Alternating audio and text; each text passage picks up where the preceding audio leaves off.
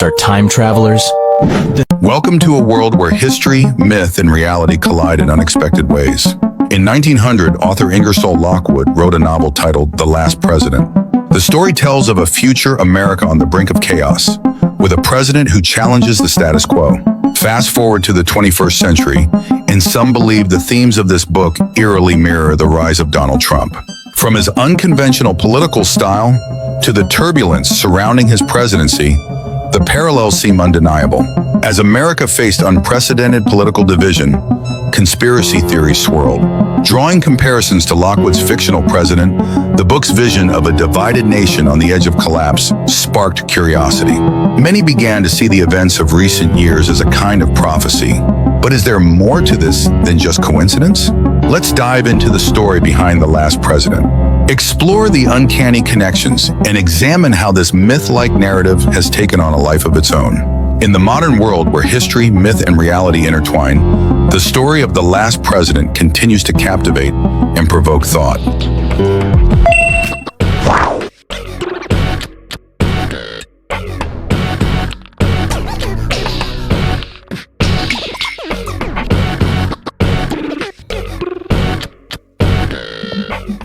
Hey everybody, welcome back to my channel.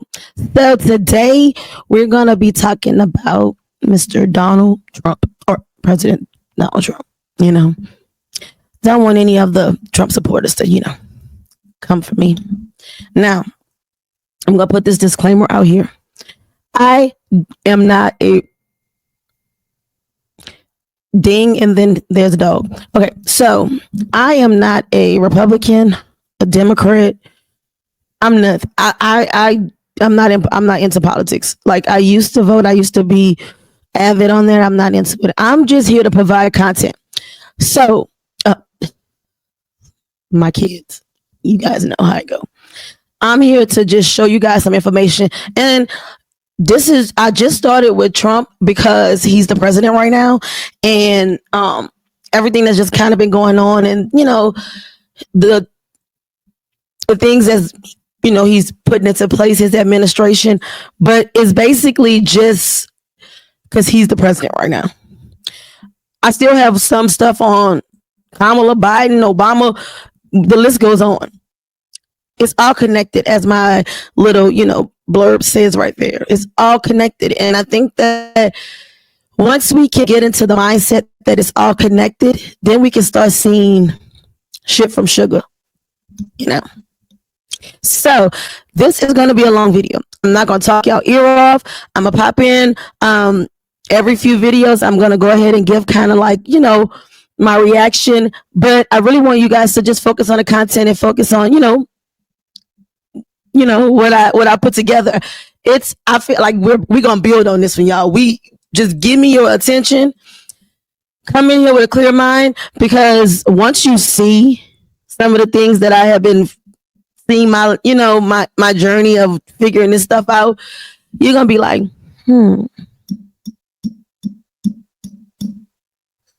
interesting. So like I said, I'm not gonna keep you guys. I'm not going to keep rambling on. So let's get this thing going. So go grab whatever you need to chill with your girl and let go.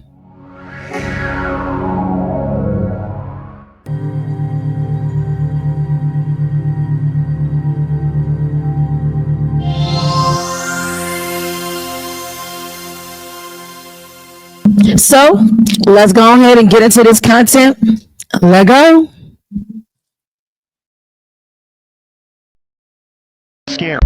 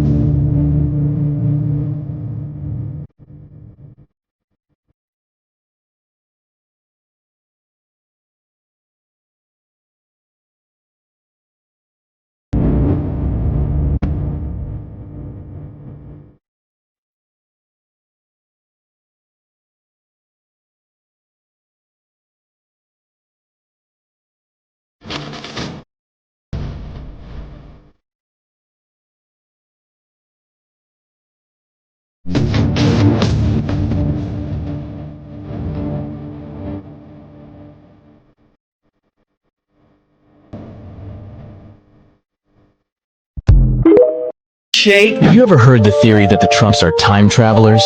The theory connects the Trumps to the renowned inventor, Nikola Tesla. Some believe there's a mysterious link, even though Tesla passed away. Apparently, after his death, over 80 trunks containing his patents and technology drawings were discovered. Surprisingly, it was Donald Trump's uncle, John G. Trump, who was sent to recover them. Now here's where it gets intriguing. Tesla allegedly claimed to have unlocked the secret of bending time, just like in sci-fi movies. According to this wild theory, John G. Trump used these trunks to build a time machine. Quite a mind-boggling idea, isn't it? Adding to the intrigue, there's a book published in 1896 called The Wonderful Underground Journey of Baron Trump, and some believe it's linked to the Trumps. Curiously, the book features a character named Baron Trump, who embarks on a time-traveling adventure. Some pointed out that a hotel once owned by Donald Trump, the Trump International Hotel, bears an uncanny resemblance to a structure depicted in one of Nikola Tesla's drawings. So that whole little time travel, the last president book, it's all kind of just like crazy. I feel like could have been predictive programming. Could they have the Trump family, who actually used to be called, the name wasn't originally Trump. I can't remember the actual. If I can find it when I'm editing, I'll put it in here. You know, y'all know how I just put little bloops. But their name wasn't actually Trump. So I'm wondering if they went using Nikola Tesla's experiment, went in time, did time travel, seen whatever they seen, and then came back and decided to just take the story. I don't know. We don't know. I'm just saying, I'll make go. Well, nevertheless, let's keep going. Let go.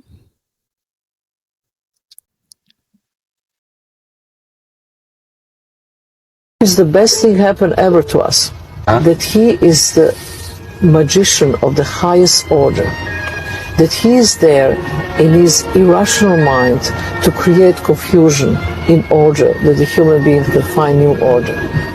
And you know, it's not so stupid thinking about this in that way. It's completely turning things upside down. I'll share with you one really funny opinion, but there is in Lapland there is a group of the shamans there who do something called collective dreaming. They will go together in seclusion and do the rituals with eating very little food and being in a solitude for a long time, and they will go and dream the dreams, and the dream have to be collective same dream. So coming out of this dream, this once the shaman told me that actually the best thing happened in this planet right now is the Trump to be the president. I said, how is this possible? It's the best thing to happen. He said, yes, because he's so irrational, he's so crazy. That's actually create that awakening, that we finally wake up. Because before it will be another guy and everything was similar, but he's so different than anything else. So he's the magician who waking us up. What do you think about that? That kind of theory. Gaga's close friend, Crowleyan Satanist Marina Abramovich, was catapulted to infamy as one of the subjects of the most bizarre of the WikiLeaks revelations, tying Hillary Clinton's campaign chairman, John Podesta, and the highest echelons of government to Satanist organizer Aleister Crowley and his satanic sex magic cult. Abramovich, quite like Gaga, likes to dress up like a witch and to adorn herself with goat's heads and devil horns and all sorts of satanic symbols. I'm obsessed with this woman. She is so incredible. The satanic spirit cooking ritual is better known as the Cake of Light ritual among Crowleyan Satanists, and is like a blasphemous satanic sacrament practiced by Crowley's OTO members that mocks Jesus' Last Supper of partaking of unleavened bread in remembrance of Jesus' love and death for the sins of the world to deliver them from hell. As you can see, she also uses Crowleyan symbols like the triangle and the number of the Antichrist, 666. All of this is quite revealing as to what many of these people in the higher echelons of politics and the entertainment world are all about. Incredibly, in Abramovich's spirit cooking video, we see her bring an effigy of a child that she puts near the wall with the other ingredients as part of the spirit cooking dinner. She then proceeds to splash the child effigy with blood. entity that identified itself as Satan to Crowley demanded to be worshipped by the sacrifice of children repeatedly.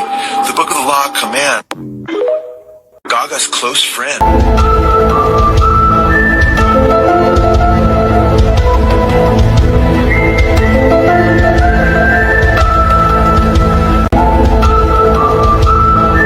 About the people.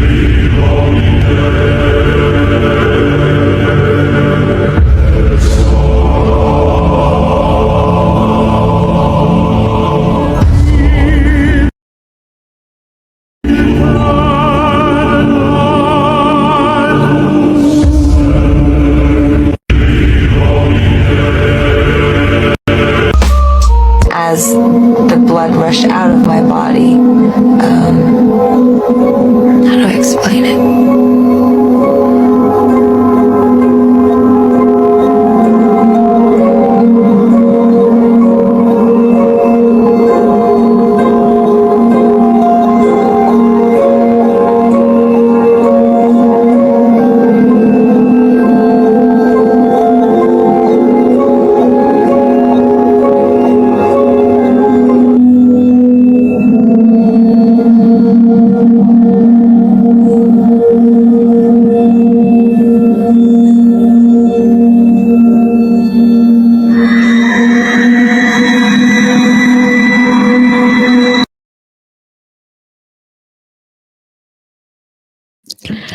I just want to say, do you guys see like the hand sign for the security or whoever that is over there with the, we're going to get into that towards another part in this video, but look at the hand sign.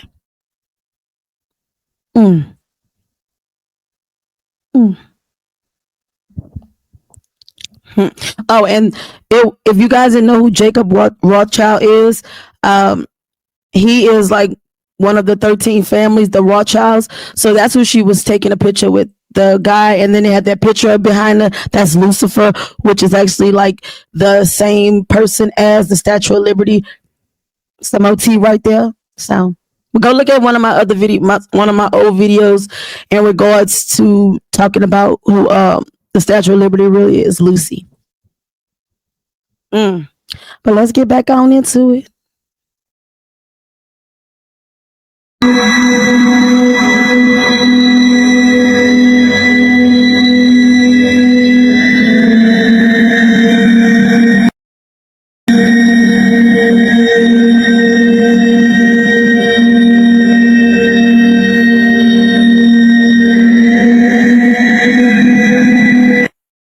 So before we go into the next part about the Trump family ties and just about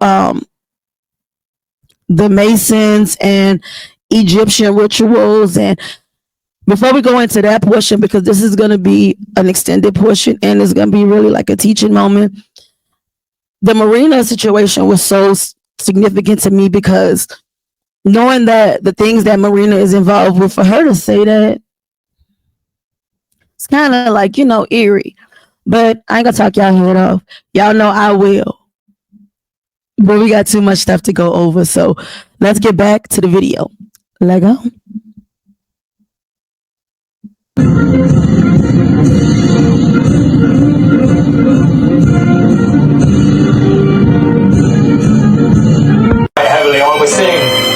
I can't ignore Melania's hat and outfit. It means something. We know that they communicate with symbolism. They love it. And there's definitely more to her than I think a lot of us have thought of.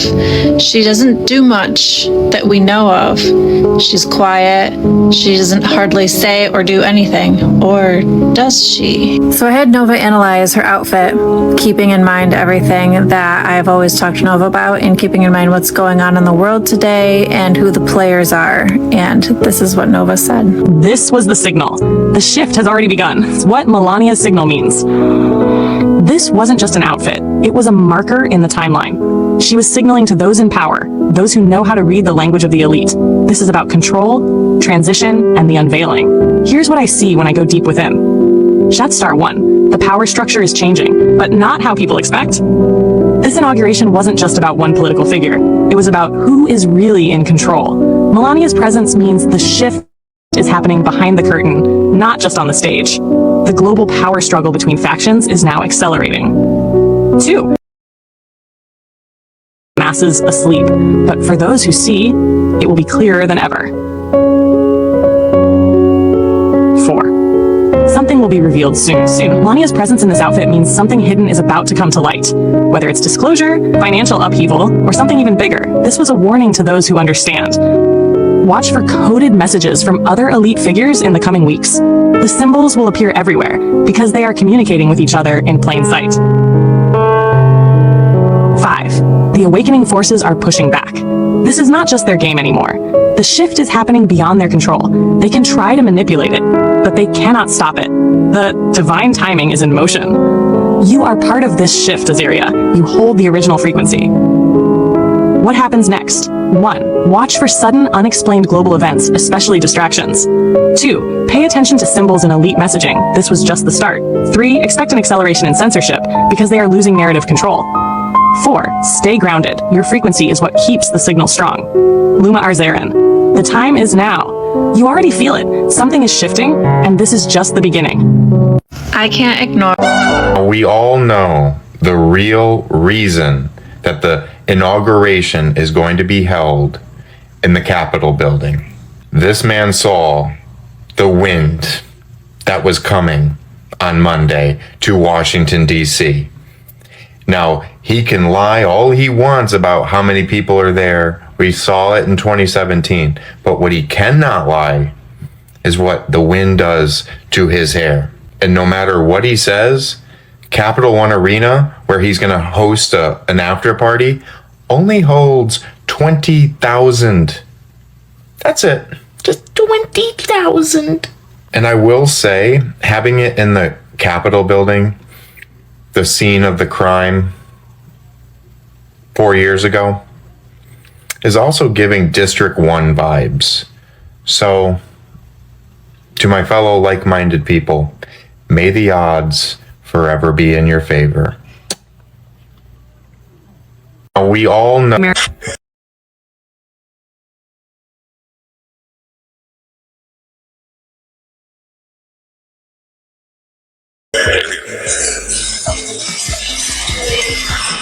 You have got to be kidding me. So now you're telling me that they are acting out a mock Last Supper? While earlier he was sworn in without putting his hand on the Bible, while he was underneath the apotheos. This entire day is a giant ritual that we are witnessing unfold right in front of our eyes. Here's a good post by Navigating the Lies. What are the odds that Trump is swearing in below the apotheos of Washington inside the rotunda, which is the belly of ISIS? Now the apotheos means deification, and the rotunda is where we have the attempt to resurrect the seed of Osiris during the presidential inauguration. This all screams pagan ritual. But this entire day screams of a ritual. I mean, you can't make this up. And the idolatry is absolutely disgusting. As we can see, the return of the king. And this situation right here with the mock Last Supper makes me think of the Paris Olympics, where they also had a mock Last Supper, where they also had a white horse rider riding on the water. Now, you are either going to see this or you're not, and you're going to call me a liberal. And for the record, I am not a liberal, I'm not a conservative, I am a follower of the way. And that is Jesus Christ, the truth, the way, and the life.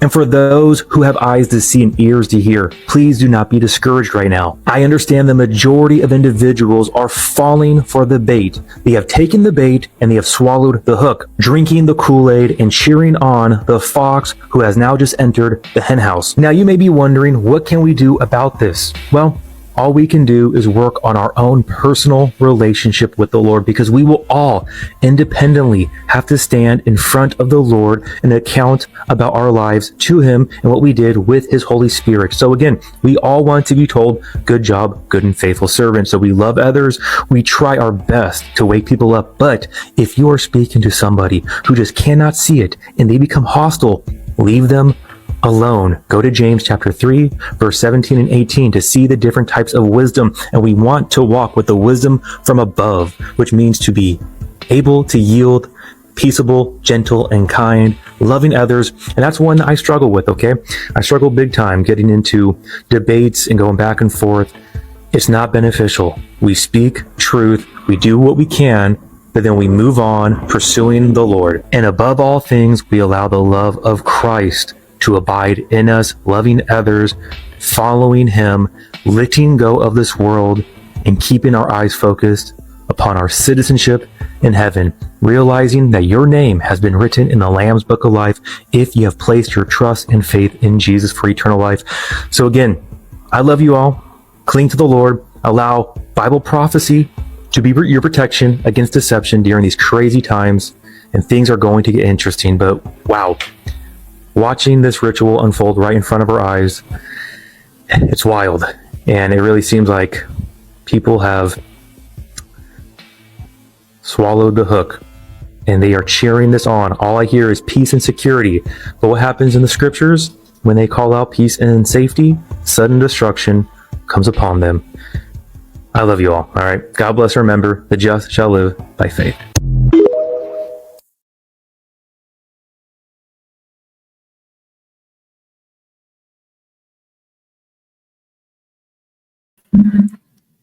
So we reached that. Well, I wouldn't say halfway but yes, somewhat halfway. Yeah. I mean, this next section, I want to talk about where we're going to go into what the ritual is that they do. And I want everyone to never believe me, anybody else. Always do your own research. Always do your own research.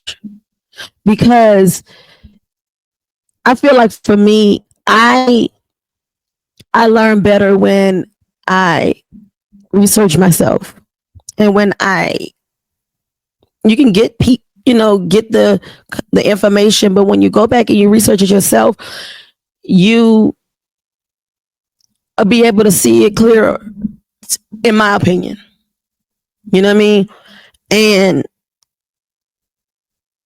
yeah, let's just keep this going, y'all, because it's so deep that I don't want to take away from it by doing too much yapping. So let's just go ahead and keep going, y'all. Let's go.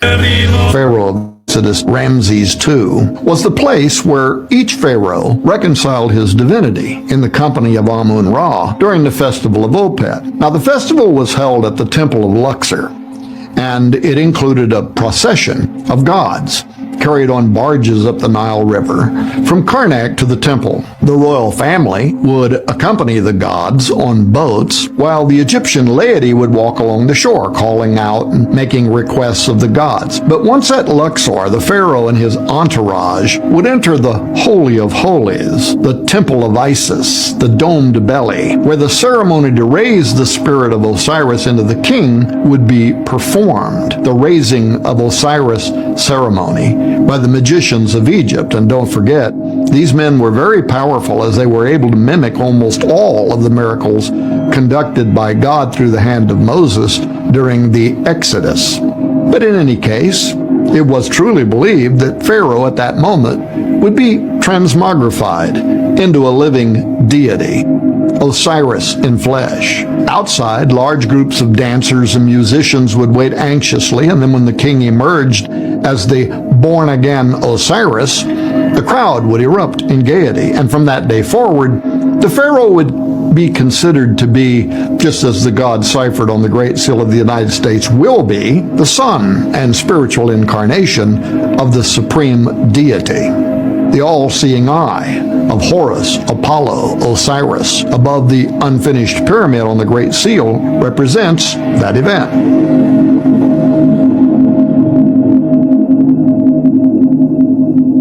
Now fast forward to today, and at the inauguration of every American president,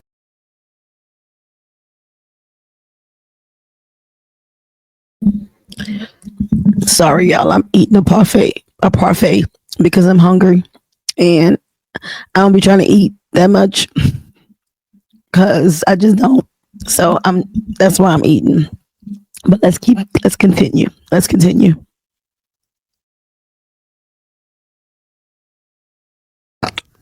across town at the house of the temple, the modern Egyptian magicians, the Freemasons, Scottish Rite, 33rd degree, are conducting the raising of Osiris ceremony to call the seat of Osiris Apollo from the underworld through the Washington Monument obelisk, where it magically emits into the U.S. Capitol dome, while America's new leader is standing there accepting his role as the living representative of Osiris.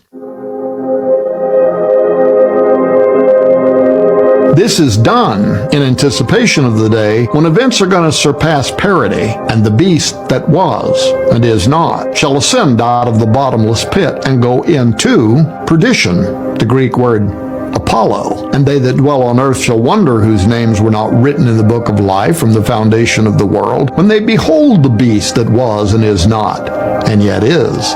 Revelation 17:8. For a few adepts of history and secret orders, this DC ritual is deliciously staged, as even the term inaugurate is from the Latin inauguratio, and it refers to the archaic ceremony by which the Roman augurs or soothsayers would approve a king or a ruler through omens as being sanctioned by the god Jupiter, the same entities whose prophecies on the Great Seal herald his upcoming challenge to Yahweh Jehovah for heavenly supremacy, while his son Apollo Osiris seizes authority over the world in a final pagan golden age. As pointed out in my new book, Zeitgeist 2025, the dome where U.S. presidents stand during their inauguration and where they lie in state for their spirit to rise into the apotheosis overhead to join George Washington in the kingdom of Osiris at death alone is an unparalleled magical construct that openly hides the most formidable ancient supernaturalism meant for regeneration of Apollo Osiris. In fact, I would go so far as to say it is a satanic antichrist plagiarism of the death, burial, and resurrection of Jesus Christ that I believe is going to play a role in the healing of Antichrist after he experiences a deadly head wound in Revelation 13:3. Note that the 1865 apotheosis of Washington, painted by Greek-Italian artist Constantino Brumidi, is visible. This is the Roman Empire right now. We are the modern-day Roman Empire. We are Rome. We are the great Egyptian empire of the pharaohs. The Mississippi, according to the secret societies, the Mississippi is referred to as the Nile. Well, that's Down true. the Nile, you have all the cities on the Nile. Memphis, Exactly. I was going to say. and Cairo, all these cities named after Egyptian cities on the Mississippi. Why? It's because America is perceived by the founding fathers as the great restoration or the reborn empire of the Egyptian empire to dominate the globe. And then, of course, once the Roman Catholic Church moved in on us, they saw what was going on, that there's all this bunch of bull about freedom and liberty and justice for all. The Vatican said, no, thank you. None of that. You need to remember the Vatican has for over 3,200 years, Rome has dominated Europe under the Roman Empire of the Caesars, and then for the last 1,600 years under the Vatican. Rome, the Holy Father, runs Europe. Period. You have to tell the people what's really going on. You've been had. The whole world's been had because there is no freedom, liberty, and justice in there. This is the Roman Empire.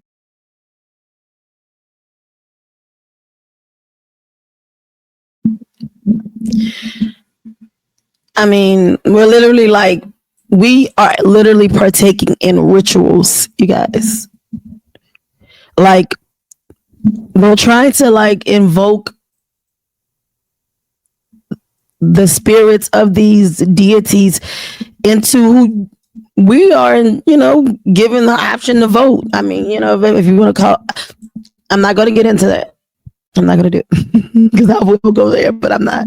But I'm just saying, what are we doing here? And it's not just Trump. They all do it. Because it's all connected. It's all connected, y'all. Oh, Lord.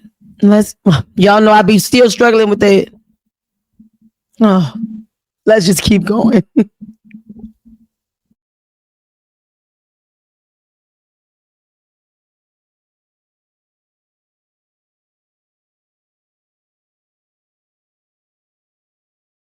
So what is it? Where does it lead? First, the Masonic compass. This points to the White House. The White House is the base point on the pentagram. But that's not all. The White House also sits at the base of another key Masonic symbol, the unfinished pyramid. The unfinished pyramid is the symbol depicted on the dollar bill, with the so-called all-seeing eye at the top. Back in D.C., remarkably, the street outline does something similar. Travel directly north from the White House, up the pyramid, to the center of the all-seeing eye, and there can be found a building. It is indeed a temple in the form of an unfinished pyramid. This is the temple of the Supreme Council of the 33rd degree Freemasonry. So what?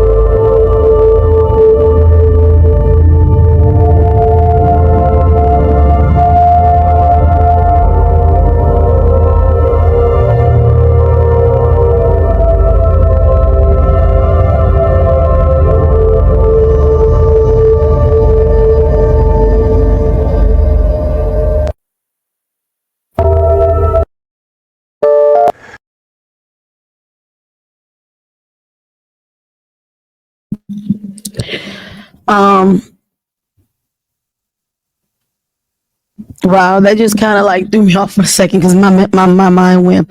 If y'all see me lifting this and stuff, so I just peeled off this from my little one toy, and it was just easier to write my order on this little card for me to see. So my notebook was just on my way right now. But I forgot what I wanted to say. Yeah, whatever. Let's keep going.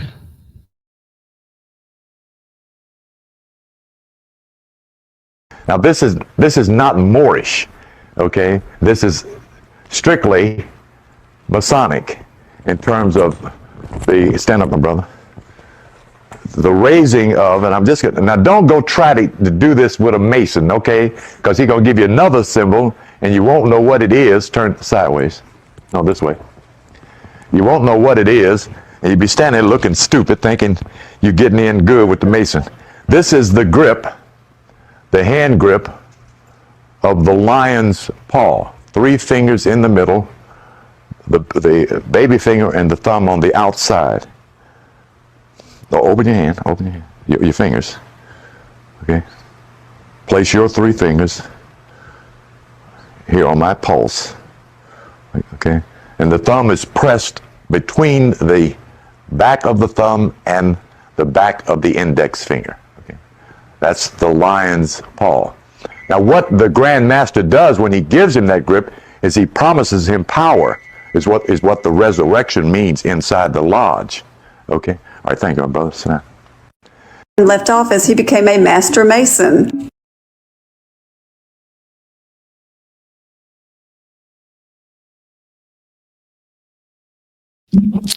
So before we get to the last segment, this segment is going to be long. I'll break it up. It's like a little over 8 minutes. I'll break it up for 4 minutes in the 4-minute sector, and then I'll come back and talk in like a little snippet. At the end will be the closing. But this next TikTok is just a summary everything that we learned in just one little segment, so that you guys can see everything all together at once. In case it was a long video, so in case anybody forgot or whatever. So I'm not gonna hold you. I know we've been busy. So let's just go ahead. Come on, let's go, y'all. Let go.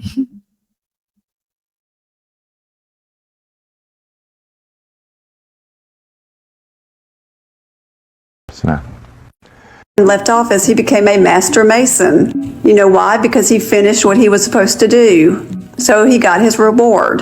Trump is a mason. He does their hand signs. It's super obvious for anybody who has eyes to see. There's a reason why you see Trump in a purple tie now. It's because now the two sides, blue and red, that are affiliated with Freemasons have now merged because of the Golden Age, or the Age of Aquarius. Purple is the color of a master mason. He is showing everyone in the club what he is. The color purple is indicative of a place of honor for those who have provided sustained and exemplary service to the craft. The combination of red and blue into purple or violet is the color of the York Rite Mark passed and most excellent master degrees. Being in a solitude for a long time, and they will go and dream the dreams, and the dream have to be collective same dream. So coming out of this dream, this once of the shaman told me that actually the best thing happened in this planet right now is the Trump to be the president. I said, how is this possible? It's the best thing to happen. He said, yes, because he's so irrational, he's so crazy. That's actually create that awakening that we finally wake up. Because before it will be another guy and everything was similar, but he's so different than anything else. So he's the magician who waking us up. What do you think about that? He's the magician because MAGA equals sorcery. It's the awakening. This is the golden age.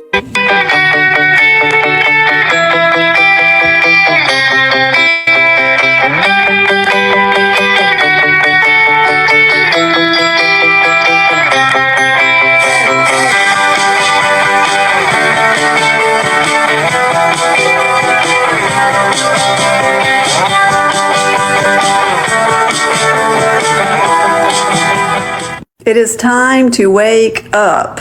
Everything that has been happening has been on purpose. Order out of chaos, y'all. They had to have the chaos to come with the order. He's bringing the order. It's so obvious. And now he's building the actual beast system. And that has been planned for a while too. Just listen. Painless vaccine for a disease which afflicts millions of people.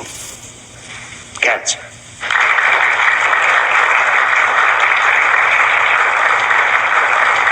What is he talking about creating now?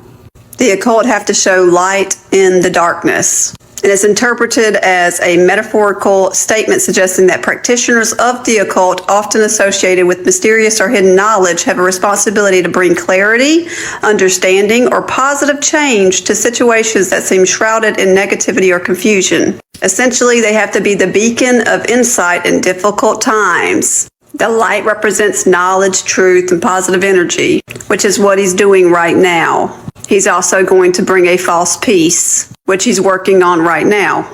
He's talking about extending the Abraham Accords. Y'all remember when Hillary Clinton's emails were exposed? This was in one of the emails. To make whomever the Republicans nominate unpalatable to a majority of the electorate. Y'all remember me talking about the Pied Piper? Look, Pied Piper candidates. Ted Cruz, Donald Trump, Ben Carson. Then it goes on to say we need to be elevating the Pied Piper candidates so that they are leaders of the pack and tell the press to them seriously. This was in 2015. And here's the email that it came off of, if you want to go look it up. Everyone needs to get out this mentality that this man is going to save everything. He is doing good stuff right now because that is his job. He was put in his position to be the light. Y'all have got to wake up. We are close to going into tribulation. And for the ones worshiping this man, you need to stop and turn back to Christ. And for the ones who do not know Jesus, you need to start a relationship now. Because it's only a matter of time before the church gets raptured. And you do not want to be here for the worst period of mankind. If you think what has happened recently with the weather was bad, just wait until God's wrath hits this earth. Repent of your sins, confess that Jesus is your Lord, and believe that he died on the cross for you and me for the forgiveness of our sins.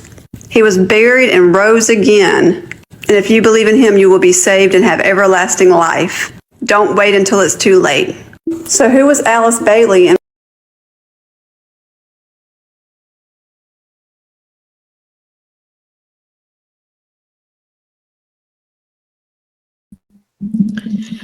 So we're getting ready to go to the last little leg of the video.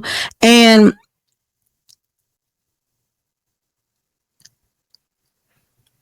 I think that, once again, we have to keep remembering it's all connected. So let's go ahead and finish this thing up. Lego.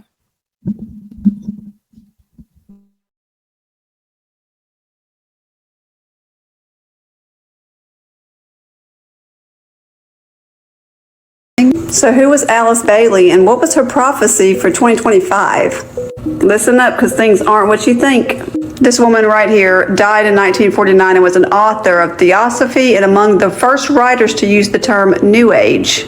She described most of her work as having been telepathically dictated to her by a master of wisdom, and her writings bore similarity to those of Madame Blavatsky. She had a vision of a unified society, included a global spirit of religion, different from traditional religious forms, and included the concept of the Age of Aquarius. The Age of Aquarius, huh? I've already showed y'all this video, but let's watch it again.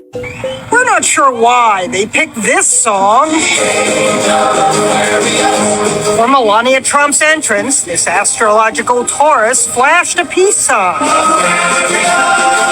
And anybody in the occult knows that the Age of Aquarius is the dawning of a new age, the Golden Age. Now let's talk about Alice Bailey's prophecy. And just in case you don't know, the New Age movement was created by the occult, aka Satan.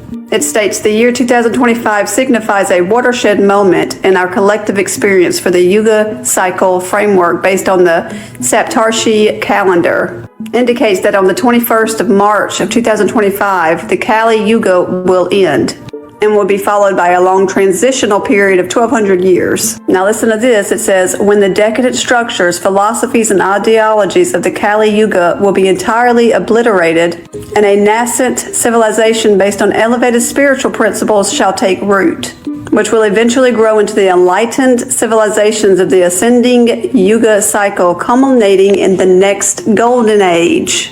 Now listen to this. It says, these are the end times that the ancient prophecies warned us of, when the apocalyptic events described in the eschatological text will be fulfilled and our reality will be drastically altered.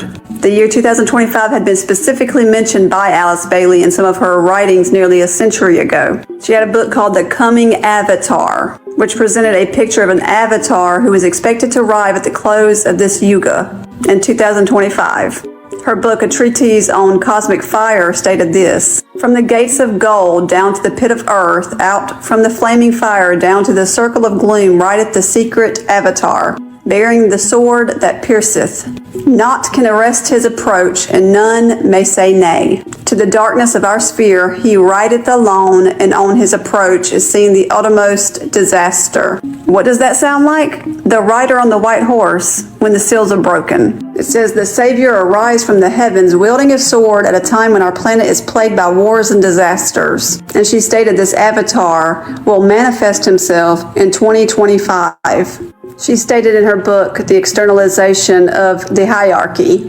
In 2025, the date in all probability will be set for the first stage of the externalization of the hierarchy. The present cycle from now until that date is called technically the stage of the forerunner. They have been preparing and testing the methods to see if this avatar could come at this time. A lot of New Age teachings believe in a golden age or the light age. It is the light age because they are bringing darkness to light. And that is why you see Trump bringing out this truth, because he's supposed to. He's their light bearer. He has to bring out the darkness and expose everything and bring it all to light. That's what the occult do. Duality, light versus dark, white versus black. That's why you see the white and black checkerboard in the Freemasons lodges And that is why Biden was so horrible in the 4 years he was in office. He was the darkness, and now they're bringing in the light. The day before Biden left office, he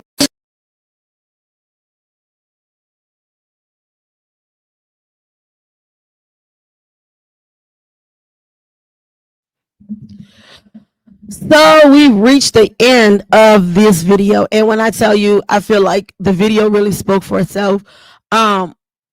But once again, it's all connected. It's all connected. I hope that you guys got a lot out of it.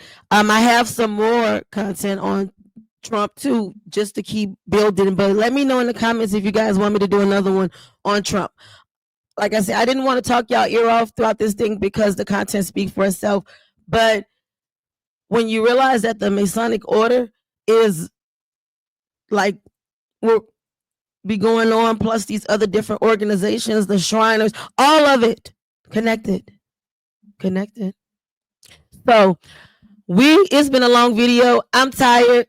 Of course, y'all know I got stuff to do. I have to go. It's taco night, so I gotta go make tacos. So until next time, I think I'm going to do sidebar. I think I'm going to go ahead and do a my next video just be a reaction video to like things that's going on, not like a topic or subject based, but just kind of like a normal reaction video for like, you know, what's going on. And then I'll jump back to some more subject based, and then we'll just fly back like that. But you guys tell me what you want, because I am here to serve you guys.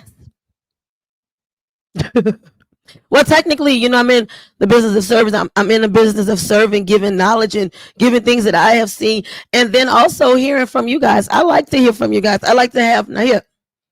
And I'm gonna and then we're gonna go ahead and, you know, wrap it up. I do not mind a back and forth exchange in regards to teaching each other. I don't do disrespect well. I will clap back. Sometimes I don't. But if you go that far, I might come back at, I'm human. But we all differ in opinions. And as if you read in my bio, iron sharpens iron. Teach me, I teach you. It's an even exchange here. But I'm going to let you guys go. Until next time. See you guys later. Bye.